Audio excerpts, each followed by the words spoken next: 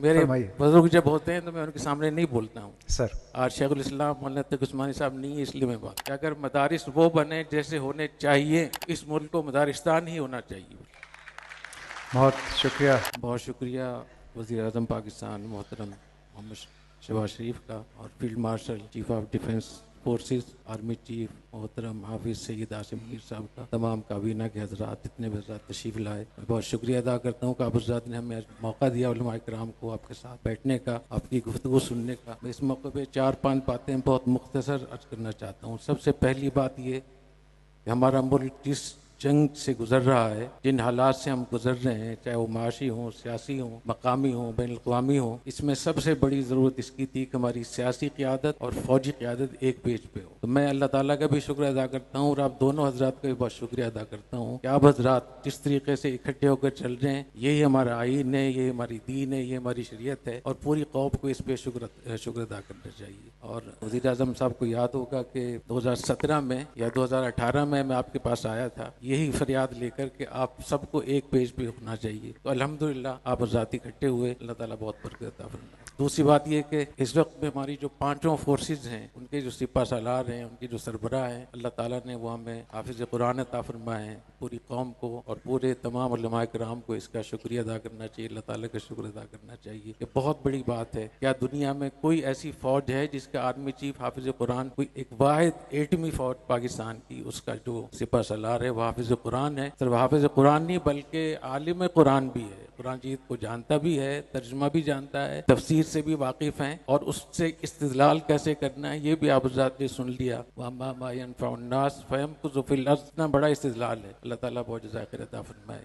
تیسری بات یہ کہ اللہ تعالیٰ نے ہماری افواج کو سب سے بڑا جو شرف عطا فرمایا ہے وہ محافظ حرمین شریفین ہونے کا ہے. تو ہم تمام علماء کرام کو یہ پیغام اپنے لوگوں تک پہنچانا چاہیے کہ ہماری فوج نہ صرف اسلامی فوج ہے بلکہ بیت اللہ اور روضہ شریف کی محافظ بھی ہے، حرمین شریفین کی محافظ بھی ہے. یہ اعزاز اللہ تعالیٰ نے ہماری فوج کو عطا فرمایا. چوتھی بات یہ کہ نبی کریم صلی اللہ علیہ وسلم نے صحابہ کرام سے وعدہ لیا تھا، وعدنا رسول اللہ صلی اللہ علیہ وسلم غزوۃ الہند، کہ غزوہ ہند کا ہم سے وعدہ لیا تھا. فَإِنِ اسْتُشْهِدتُّ فِيهَا كُنْتُ مِنْ خَيْرِ الشُّهَدَاء، اگر میں غزوہ ہند میں شہید ہو گیا تو افضل الشہداء ہوں گا. وَإِن رَجَعْتُ فَأَنَا أَبُو هُرَيْرَةَ الْمُحَرَّرُ، اگر میں واپس آ گیا تو میں جہنم سے آزاد ہوں گا. تو اللہ تعالیٰ نے ہماری فوج کو غزوہ ہند کی توفیق عطا فرمائی ہے، یہ شرف بخشا ہے. اس لیے ہمیں اپنی فوج کو بہت صورت ہمیں سپورٹ کرنا چاہیے. اسی طریقے سے جی تھوڑی سی میں بات کر لوں اجازت سر کیونکہ مجھے میرے خیال میں 20 سال میں پہلی دفعہ موقع ملا ہے.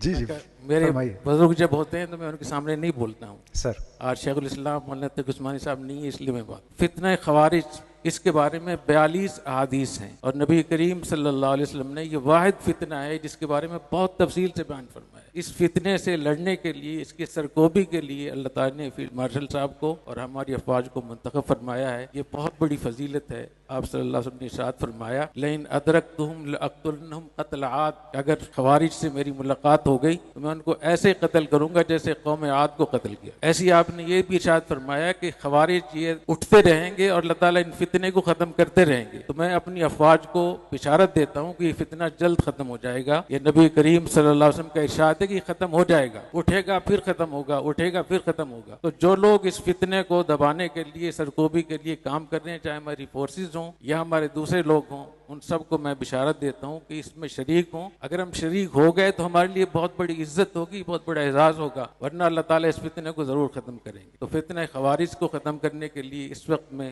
علماء کرام کی مدد کی بہت زیادہ ضرورت ہے. آپ حضرات کو معلوم ہے کہ اس وقت میں جو 2 صوبوں میں گڑبڑ ہو رہی ہے، چاہے وہ بلوچستان ہو چاہے خیبر پختونخوا ہو، ان دونوں میں کا تعلق مذہب کے ساتھ ہے. اس لیے میں پاکستان کے علماء مشائخ سے خاص طور پہ درخواست کروں گا کہ اپنے اثر رسوخ کو استعمال کریں اور افغانستان کی حکومت ان کو سمجھائیں، ان کو نصیحت کریں کہ کس طریقے سے آپ اسلام کے نام پہ ہمارا خون بہا رہے ہیں. اور اس میں کوئی شک نہیں ہے کہ افغانستان میں اسرائیل اور انڈیا بیٹھے ہوئے ہیں. میرا بہت تعلق ہے افغانستان سے، اور وہ وہاں سے ان کو لڑا رہے ہیں. بی ایل اے ہو ٹی ٹی پی ہو، اگر یہ 2 نہیں ہوں گے تو کوئی اور بی ایل اے کھڑی کر دیں گے وہ. اس لیے ہمیں اپنے ان لوگوں کو بھی سمجھانا چاہیے اور ہم یک زبان ہو کر اپنی فوج کے ساتھ کھڑا ہونا چاہیے. اللہ تعالیٰ ہمیں توفیق عطا فرمائے. آخر میں شکریہ بھی ادا کروں گا اور فیلڈ مارشل صاحب سے بھی درخواست کروں گا کہ اگر مدارس وہ بنے جیسے ہونے چاہیے تو اس ملک کو مدارستان ہی ہونا چاہیے.